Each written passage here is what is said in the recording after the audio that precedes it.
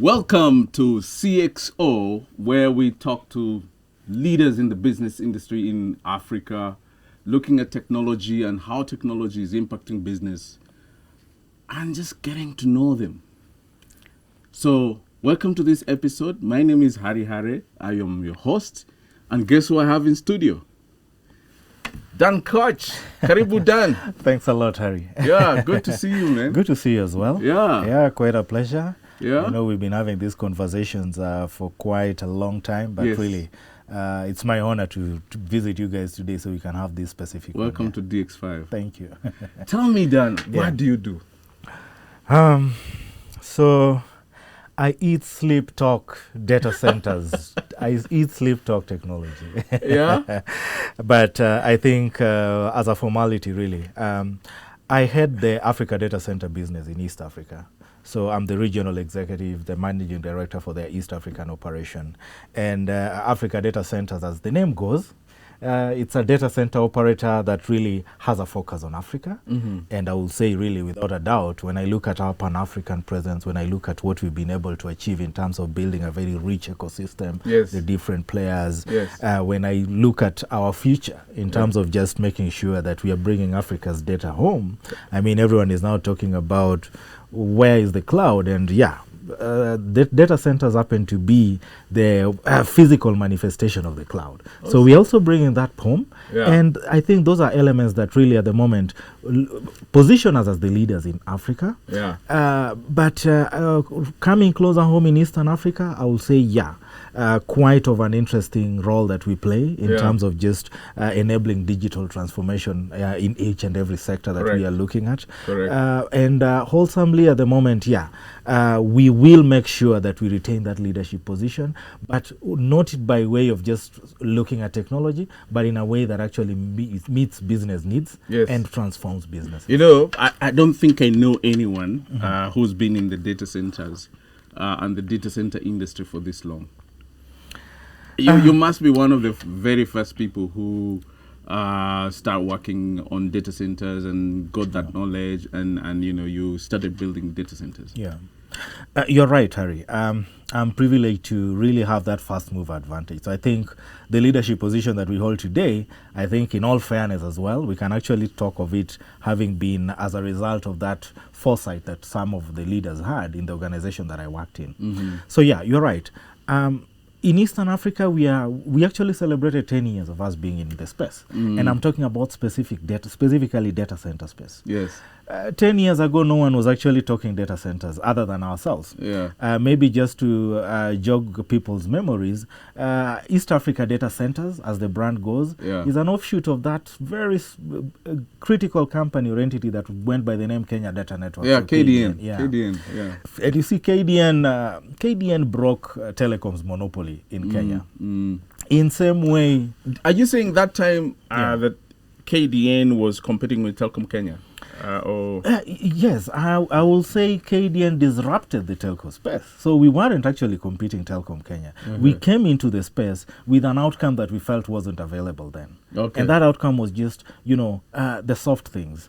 Making sure that you're providing quality of service, making sure that you're a dependable partner, making sure you're giving your service at the right price, and ultimately, at the end of the day, just making sure that the services that you give is reliable enough. That is something that we felt the monopolistic nature that we had Kenya Post and Telecommunications then having really gave them the luxury to probably not focus on some of these elements. Tell me. Yeah. So when you're at KDN, that was many years ago, did you foresee the growth in the IT industry today? Truth be told, in as much as I felt technology was going to disrupt the world and the way we do things, not to the magnitude that I've seen, to be very fair. Yeah. So yes, I mean, we were a telecommunications organization. All we did was to talk about offering connectivity from point A to B. Yes. And we felt that was really bread and butter. That's what we need to focus on. But guess what? After some time and being the telecommunications company we also just realized that really, where exactly do our core network equipment sit? They sit in a data center. And we owned that data center then. It's only that we didn't call it a data center. It was just a small server room somewhere. The traditional concept that each and every business has, where you have a small corner somewhere, the keys are always, a lot of lights flying. Yeah, and you have people always being told, don't go in there, that's a secure environment. If it heats up, then, we are doomed. As an IT manager, the last thing they'll want is to be told, wow, we have a challenge in the server room space. So those kinds of challenges, and those are the kind of challenges we were facing. But ultimately, I think what really made us shift our mindset was that we were in a commercial building. And within the commercial building or in such kind of environments, you then face some challenges. The challenges could be maybe you can't get sufficient power. You have a challenge bringing customer equipment into that environment or your own equipment into that environment. You have security challenges because it's sort of an office premises and some other, you have different tenants. Correct. You're just one of them. And those are sort of what I would call weaknesses in terms of getting into a commercial premise and trying to customize it. So with the challenges we then faced, we said, no, let's really treat this as critically as our customers expect. We are not allowed to be telling our customers that, we are down because cooling issue. We are down because we can't get sufficient power. We are down because a UPS has gone down. Those kinds of challenges. And we said, no, let's put a stop to this and make sure that we are meeting our customer promise. That's how comes we moved from Parkside Towers, where we were as KDN, and started building a data center at Samia. This was back in 2009, 2011, and I was the project manager. So again, you're right, because I was the first project manager to get into that space, courtesy of KDN. So tell me the shift. Yeah. Because you see, so you have KDN, yes, which was it's still an infrastructure company. Yeah. But then you shift from that business, because I think the business model was completely different. Yes, it was. Yeah. So how was that shift? I would say the shift was organic in nature, because the data center environment that we were having, we were making use of it, but there is an element that played into it that made us realize that, guess what, we have a big commercial opportunity here. And this was, while KDN was offering connectivity to the banks and financial institutions, who really latched on us as that private player that was giving them quality service, we were quick, those kind of things.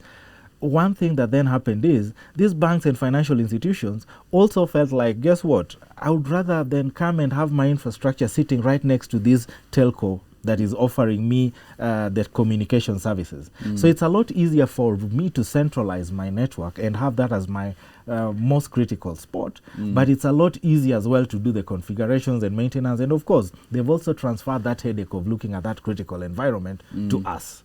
So that gave us an idea that really looking at the enterprise space or the financial space, then this is something that is viable. Then I think something that really played as an additional advantage to us was the financial regulator, CBK, sort of making it mandatory that, we are seeing how much financial sector is starting to make use of technology. We are getting concerned and we want certainty that this sort of infrastructure is in very good environments. We need to know that you can actually secure the services that you offer, which are mission critical in nature. So with that, again, regulatory requirement and the requirement that, have it locally, make sure that you've got an alternate site, backup. These are the prudential guidelines. Yeah? Exactly. Those are the prudential guidelines. Yeah. Okay. So with all those ideas that you need to make sure that you've got an alternate site, make sure that you can replicate whatever you're doing so that you don't really impact the business operations. These are things that made us see a big opportunity in the data center space. So today as we speak, 50% of Kenyan banks really host with us. You talk of network providers, over 55 network service providers actually within our data center environment. You talk of content or digital content, maybe entertainment. Anyone accessing Netflix, you'll be shocked, but anyone accessing Netflix content right now, you're actually accessing it potentially from 2 data centers in Africa. That's a East Africa data center site or ADC site in Nairobi, or Terracos data center back in South Africa. So those are some of those unique wins that we've been able to achieve over the years. Tell me, do you feel like the cloud and also the new business models sort of gave data center a new lease of life? Without a doubt. Yeah. People say, or we have those that always say, cloud is going to kill colo. Colocation is what we do, which is really having that real estate environment. Then we tell you, bring your hardware into it. Yeah. Now, when we say bring your hardware into it, cloud apparently takes away that hardware. And so for our enterprise business, there are those that have then been asking the question, really, then do we have a future if cloud, everyone is going cloud? Yeah. Cloud, like I said before, the physical manifestation of the cloud is a data center. Yes. So for us, what we've done is again to tap into that opportunity of the digital migration to the cloud by way of speaking to these big techs or these cloud service providers and making sure that they see us as that ideal candidate to partner with so that they can bring cloud the so-called services hyperscalers.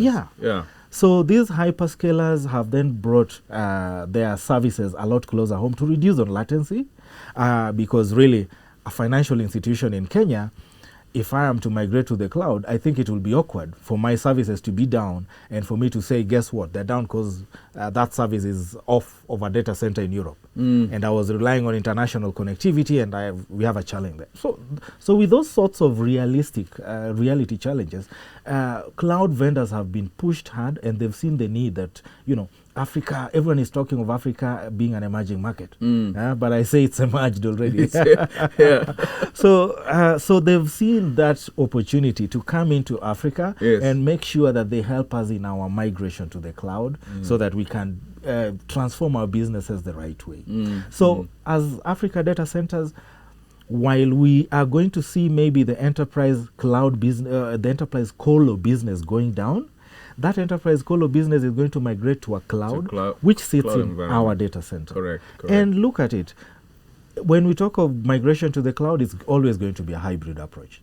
So ultimately, even if you're on the enterprise space or whichever segment, you'll definitely have your own private, and there are those workloads that you'll then be migrating to the public cloud. So that that combination of private and public, both private and public is going to sit in Africa data centers. How about the edge computing? Because edge is also likely to put some pressure on data centers. Definitely. Yeah. So edge will put pressure on data centers, but it will put pressure in a positive way. Okay. It will push pressure because in as much as players like ourselves, we focus on making sure that our data centers have what we call a hub and spoke kind of approach. So the hubs will sit in the economic geographies. We have a data center in Nairobi serving the East African market. We have a data center in South Africa serving that market. We have a data center in Lagos serving the West African market. We want to go and build in North Africa so that we are present in both Cairo and Casablanca, and that will be serving the North African market. Central Africa, they join the East African community, but of course we're also making an assessment whether Central Africa is also viable for its own independent data center. Maybe somewhere in Bangui or something. I don't know. Yeah, food for thought, but we'll go where our customers want us to. So, edge computing.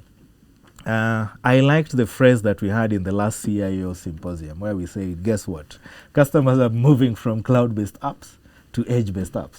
Yes. And it's because their technology, they're technological solutions that really won't suffice or won't work well if at all you're then just going to focus on the hubs. We still have technologies like IoT that, there's no way you'll want an IoT solution to be dependent on a hub that is sitting somewhere far away instead of having a smaller data center closer to it, and in which case make sure that resolutions around that technology can then be offered seamlessly and in a more efficient manner. So technology drives edge computing.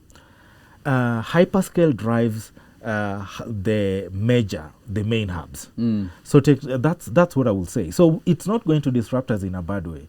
It's only going to disrupt the business models that we have so that we don't just focus on the core hubs, but also think of how exactly can we make sure that we are also in those cities where technology is used a lot and they definitely need edge data centers. Okay. Yeah. So I was reading when I was preparing for this interview, I was reading and I saw that there's a prediction that by 2026, that's in 2 years' time, the data center business is going to grow to about 105.6 billion US dollars.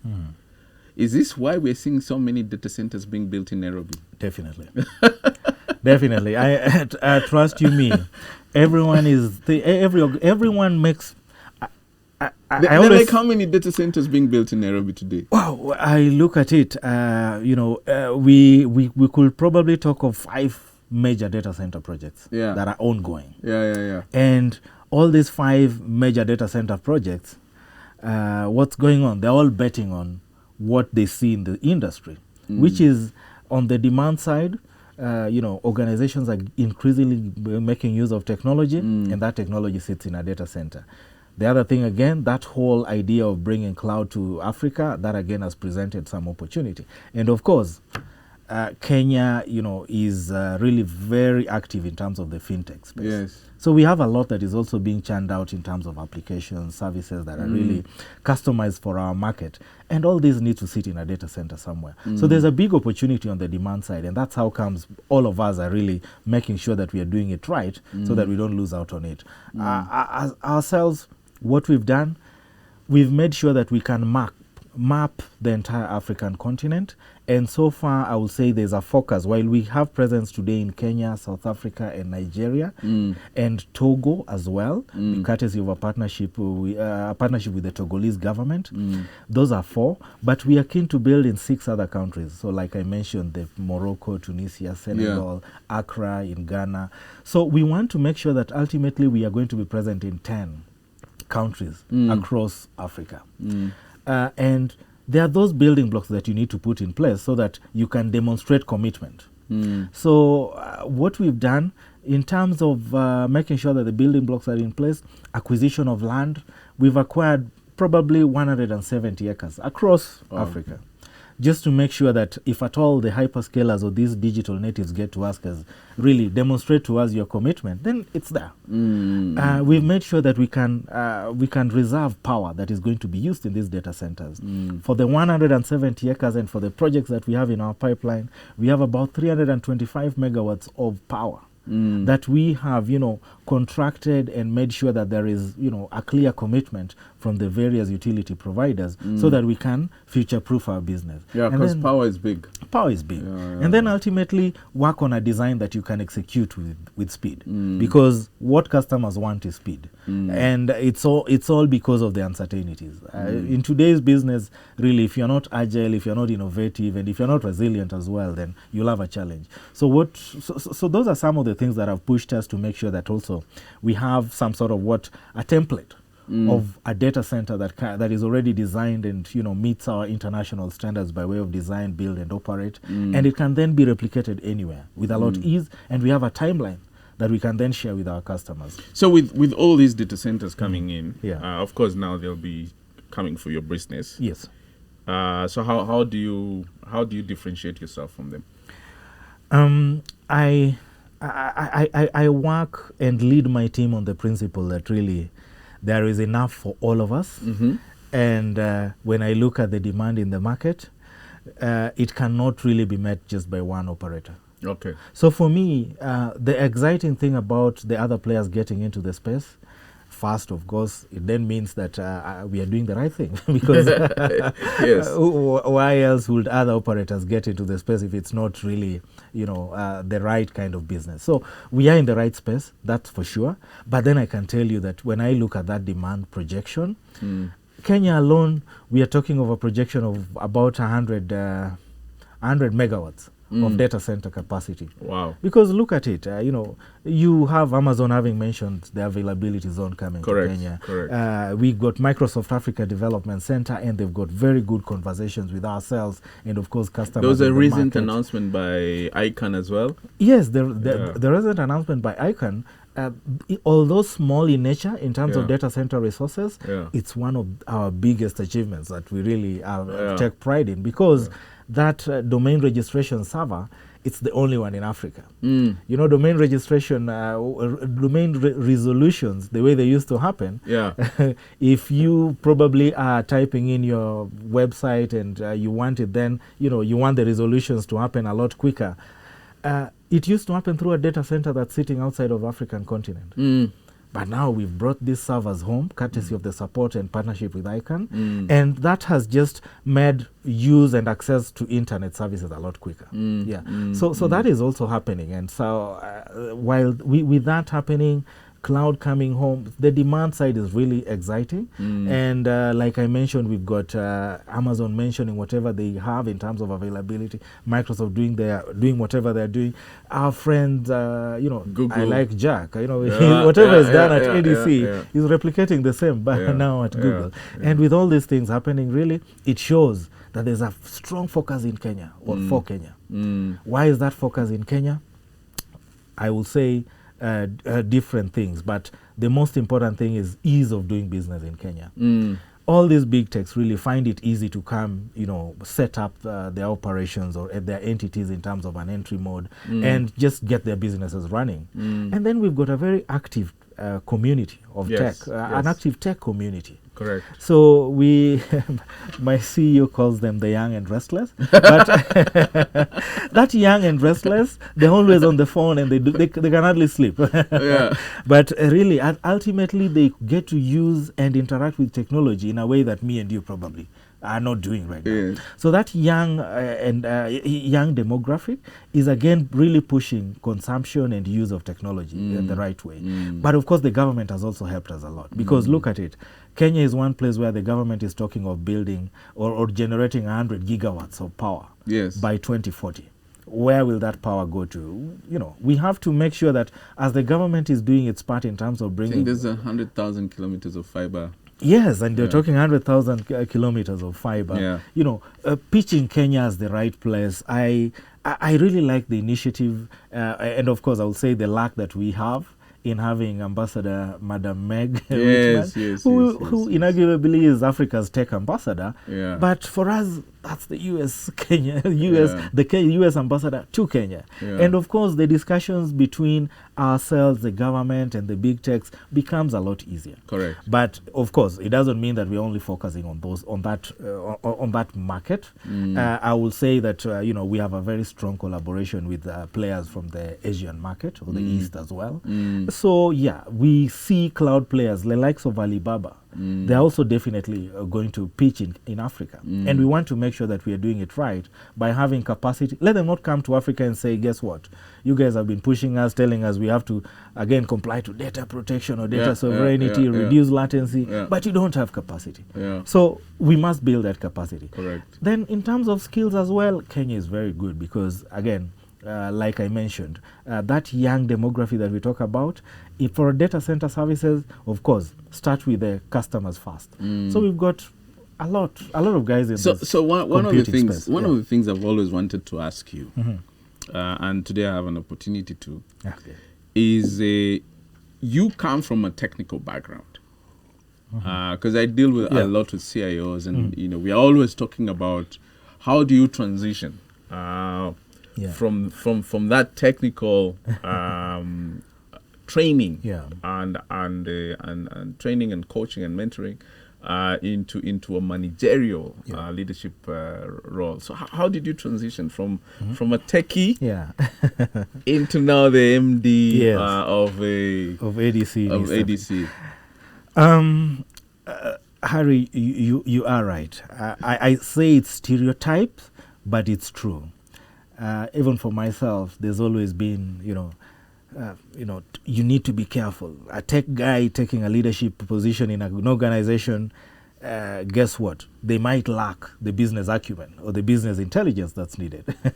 So I actually took it upon myself to build relevant skills beyond telecoms or beyond technology. And these relevant skills, I will say a lot of it is business related.